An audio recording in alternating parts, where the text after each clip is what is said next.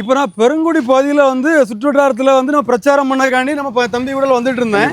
அப்போ என்ன ஆச்சுன்னா இந்த பாலம் இருக்குல்ல, நானும் 20 வருஷமா அந்த பாலத்தில் தான் இருக்கேன். பாலம் இதில் ஒரு நாளும் பாலம் கிடையாது. இது பூரா ஜல்லியாக தான் கிடக்கு. இதில் எத்தனை நேரம் விழுந்து எந்திரிக்காங்க. சரிதானே தம்பி? அப்படிதானே? இதில் இந்த பாருங்க, அந்த இது வந்து ஒரு சின்ன ஒரு தண்ணி போறக்காண்டி ஒரு சின்ன குடுவை அமைச்சு வச்சிருக்காங்க.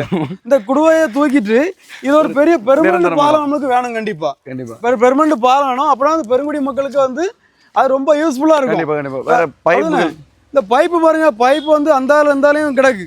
எப்படி ஃபுல்லா ஓப்பன்ல கிடக்கு.